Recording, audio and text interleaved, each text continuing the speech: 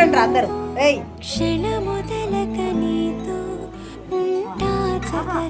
చేసినట్టే ఉండాలి, అట్లా ఉండొద్దు. అట్లుంటే మనం కొంచెం ఒక అడుగు గట్టి చేసినా అదే